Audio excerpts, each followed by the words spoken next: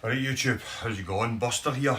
Well, I know I said I wasn't going to buy any more guitars, but you should know me by now. This guitar has been up for a wee while on Facebook Marketplace and Gumtree.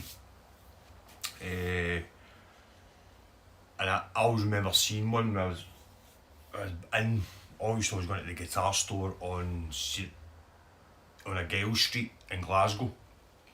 Used to be next to like a kind of pawn shop type thing. Used to go in there and look at guitars. I actually bought my Aria Pro 2 Maddox from there. I told that story before. I bought a Westfield B-bass, first fret fell out it. Went back, they offered me a replacement bass. I obviously said no, and then I ended up with the Aria Pro 2 Maddox. When I used to always go in there for like guitar stuff, for like leads, and look at what guitars they had and stuff.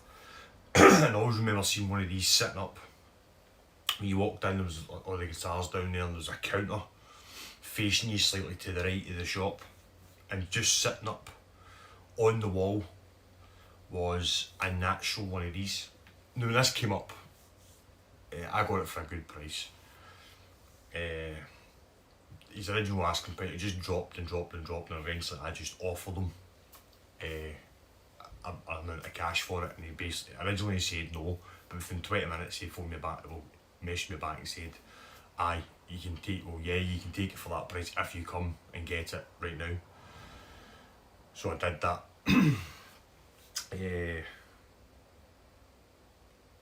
So I fitted some new strings to it. It didn't have any volume, tone, or the 2-band EQ split knob on it. I cleaned it all up. There was strap buttons missing from it, so I've did all that just now. So the strings are still bedding in. I usually like to leave the strings. I get a basic setup to begin with, then I leave it for 24 hours.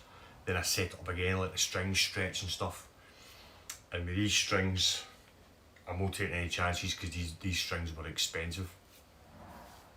So the guitar I am talking about is a Hohnor jack. Now I've done a video of my B-bass that I've got, a Hohnor B-bass, if you want to look back at the videos. Basically what it is this and the B-bass are the exact same bass, constructed the exact same way. The only difference is the B-bass has got a headstock, this one hasn't. So this is still, it's got the EMG active pickups, well, active circuit. So you can either have it passive or active. It's got an active switch. Exactly the same setup as the B-bass, if you want to check out the B-bass. Exactly the same setup. 3-piece, straight through neck. You can't see it in the video, but if you looked at the video of the B-bass, you'll see when I turn it round at the back, you can see the 3 strips of mahogany. With this you can actually see where the paint's kind of indented, so you can see the 3 strips. This one's mahogany as well.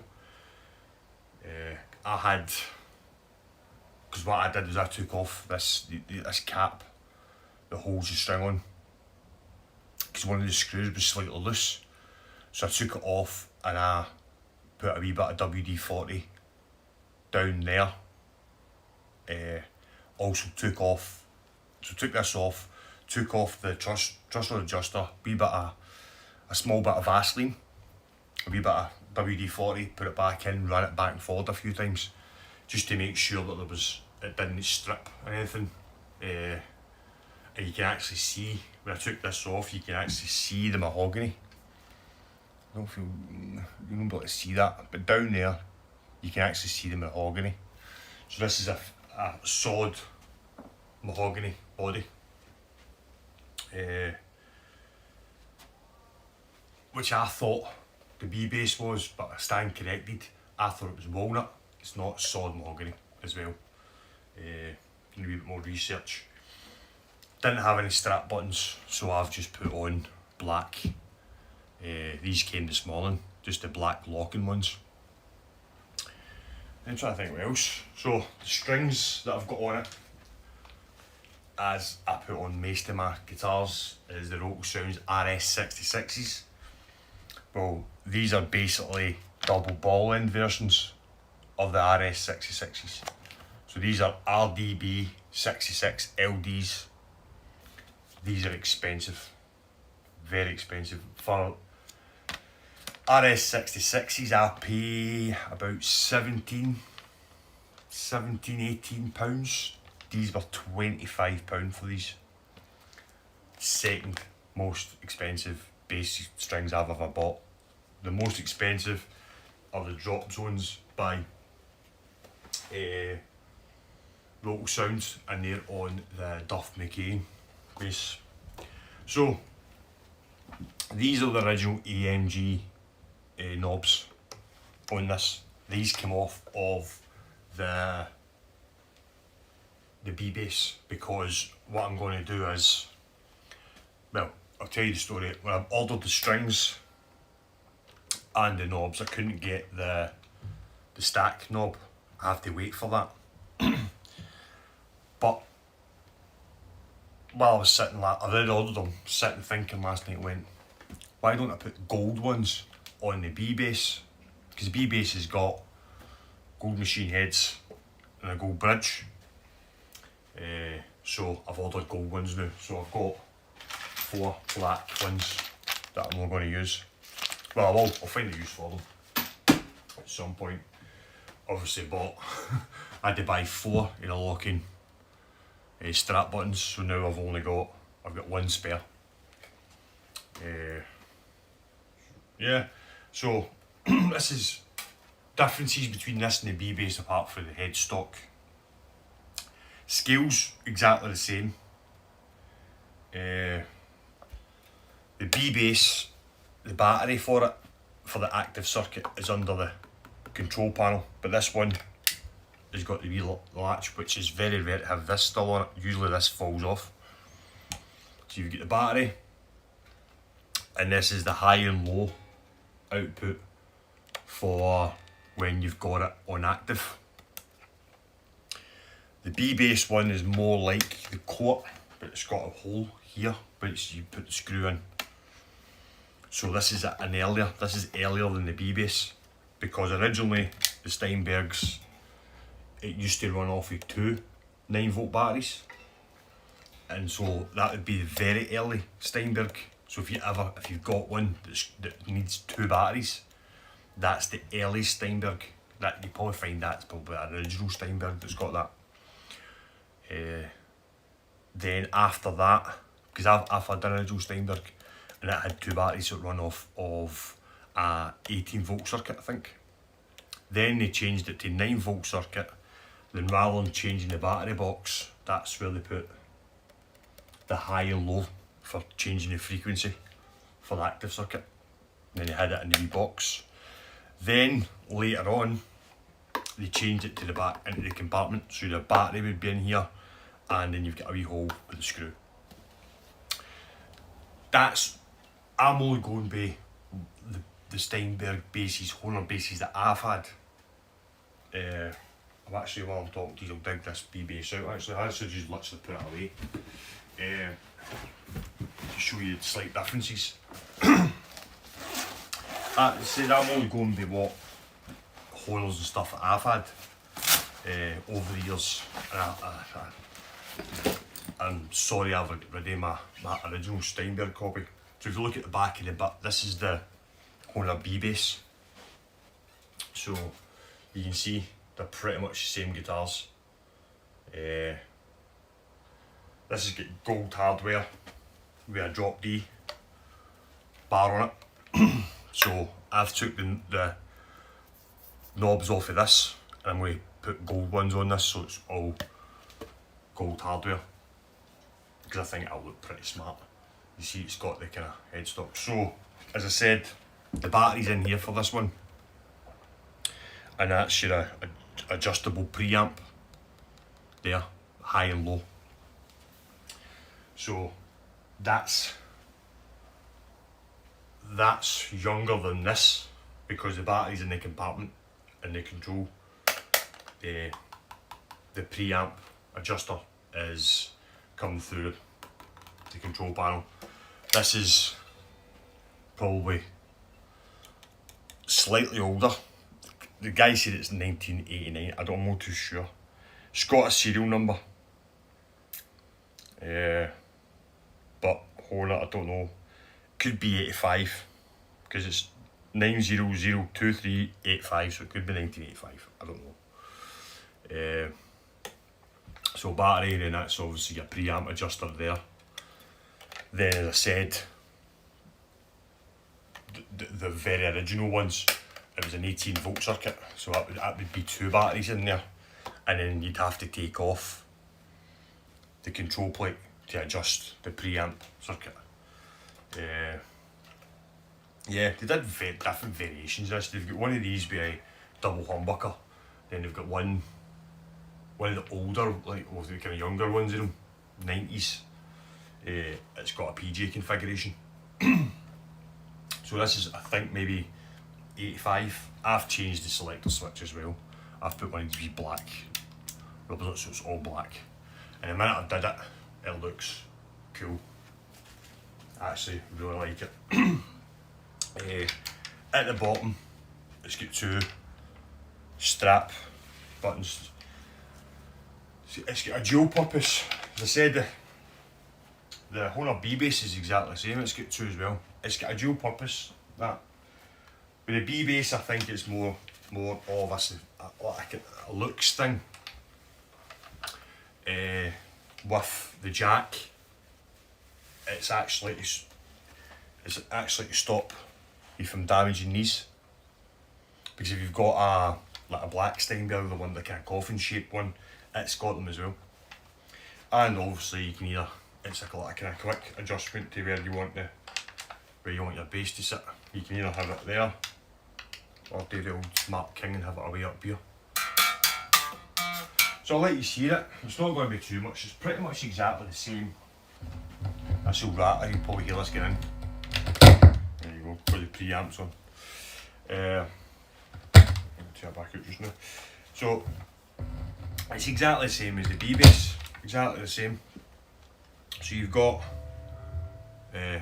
neck, volume up, no preamp. You can tell that the preamp's not on because the light's off. So light's off, that's you. You're just straight volume, no tone. Tone doesn't work with that. Your tone doesn't work. Your tone only works with your active circuit. So that's bridge.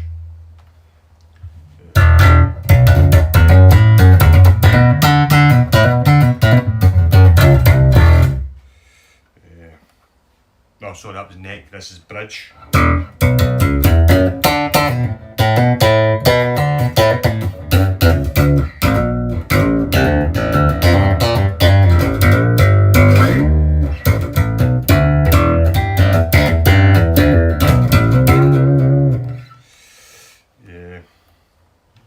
So then both on, active circuit on, then you can mess about with the bass, treble. No mid on this, no mid scoop, so it's just bass and treble you've got. Then you can adjust it at the back.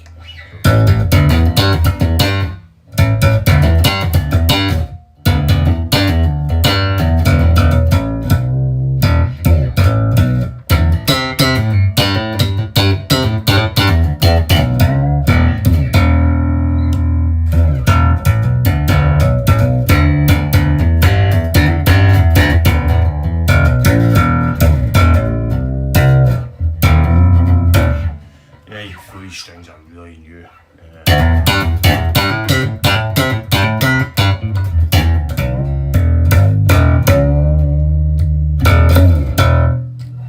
Yes, pots are a wee bit scratchy. I'll give him a wee clean up. Reason up now it's been getting used.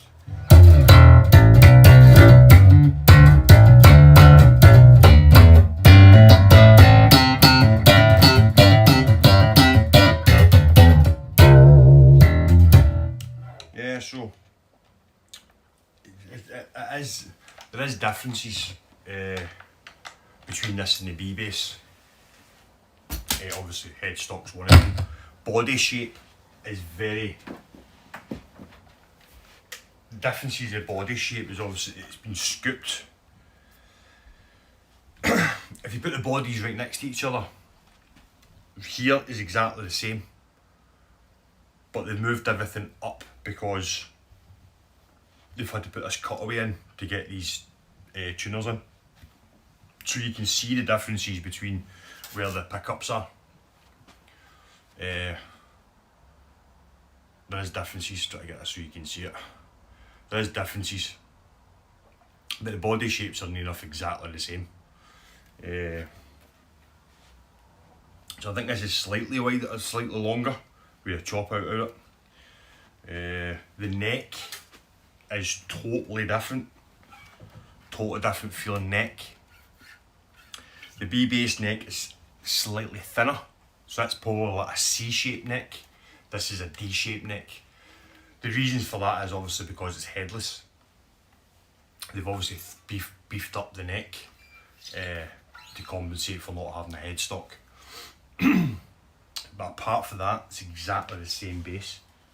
Both baits are exactly the same bases, same shape, you know, same shape, straight through construction. So if I was to strip the paint off of the jack, that's the way that would look.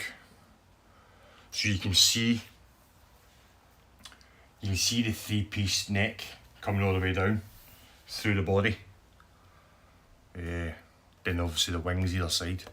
So that's, if I was to strip the jack, that's exactly what the jack would look like, stripped and obviously stained. I'll give you a wee update on this once the gold hardware comes in. I think that's going to look really nice with the gold hardware. The only thing it's not going to be gold is the switch in the jack socket, sorry. Jack socket on the jack is still silver. I don't think I'm going to bother changing that to a black one unless anything happens to it. If it gets damaged, then I'll change it to a black one, but I'll keep it silver just now. This hasn't got rotor sounds on it. This still got strings. The strings were pretty much brand new when I bought this, so I haven't bothered changing them. Same active circuit and everything, so see there's the switch there. Exact same pots and everything. Yeah, so what I'm looking for now is I'm actually looking for one of the black Steinbergs now. So, if anybody knows anybody who's got one and wants to do a wee trade, a wee swap, I'm sure I've got something there that I could trade for it. So I'd happily get one, but I want one. I don't want one that's been butchered or anything. I want an original one that's not been converted to take non-ball end strings. I want one that will take the ball ends, so it's a proper headless. Because you can get a conversion kit for this. I think Mad Malcolm got it for his, where basically you put the string in exactly the same and it locks up here. And then you just tune it exactly the way you would tune it. But this has got proper ball ends in it. I don't see the point in that. I could have done it, but if I'm going to have a headless bass that takes double ball end strings, I'm going to have double ball ends on it. I'm just that OCD about it. But this looks absolutely amazing. So this is definitely not leaving my collection, this is staying. Same with the B-bass. Once the B-bass is... I actually bought this because the jacks are hard to find. And this is probably the closest I got to a jack. But I really like this bass. It's a lovely bass. And I like the fact that it's walnut, or maple, sorry, no maple, mahogany. As I said, I thought this was originally walnut, but it's a walnut finish. So it's a mahogany body with a walnut finish. Because I've done more obviously research when I got the jack, so that's what comes under on the catalogue, is walnut body, neck, and no. Get myself all confuddled here. So it's a mahogany body and neck, walnut finish, and that's a mahogany body, neck, wings. Obviously 80s sparkly red finish. So yeah, the stain, they call this the walnut stain, but it is the wood. If you look at the description of this, the B base, it does say mahogany body, 3-piece mahogany neck, and mahogany wings. That's the same. So yeah, I was normally, if I look up, I usually stop the video and start, but I'm 20 minutes in, so I've got things to do today. So there you go. So Hohnor Professional Jack, and this actually is, this is not just a standard jack, this is a Hohnor Professional The Jack Base Custom. So, and this is the Hohnor Professional B-Base. So there you go, side by side.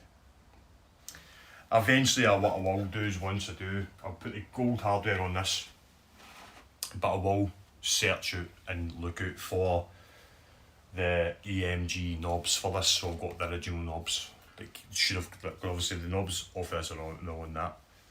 So I will look out for a set just so I've got them with the base. So yeah, there you go. 2 Hohnors, the Professional series. It plays amazing. I've just been messing about with it. I actually kept the original ball end strings, but what I did is I put them in a bag, so leaking out. I put them in a bag and sprayed some WD in it just to keep them, and I'm going to clean them just as a spare set of strings, because they're expensive. As I said, I can't try to find something to make my hands with. They are expensive, so I'll be keeping them cleaning, and they'll probably not get changed again until they go rusty. So that's the video for this week. Hope you enjoyed it. As I said, if you know anybody who's got a Hohnor, the black one that looks like a wee coffin, that's interested in trading for something, I've got quite a few stuff. I've got a Gretsch short scale that I would trade. I've got a Jaguar short scale that I would trade. I've got a Dean Halsbro that I would trade. I've got a Colt that I would trade. An Ibanez that I would trade. An SR300 that I would trade. I've got an LTD that I would trade for a Hohnor B2A. I think it is. Professional B2A is the one. No, I'll find out what one. I would take anyone, but I would ideally like the one with the same pickups in it as that. I don't know what one that is. But the B2A is the B, don't know what the B stands for. The 2 is 2 humbucker and A is active. I don't know what the B stands for actually. Does it tell you that? It just tells you 2 humbuckers are active, that's what the 2A stands for. The B, I don't know what it stands for, I don't know what the B stands for, does he say that? I don't know, I need to find that out. But yeah, there you go. Then I think once I got the black one headless, the B2A, I think if I got that I'd be happy with that, would be my Hohnors, because then ideally I would like to go and get my mate who actually has got my B2A, or who had it originally, to get that off him, but I think he's sold that, so I think I've lost that, so I'd like to get another one. Cool, so I hope you've had a nice weekend. Hope you like the video. Catch you soon. Carry on.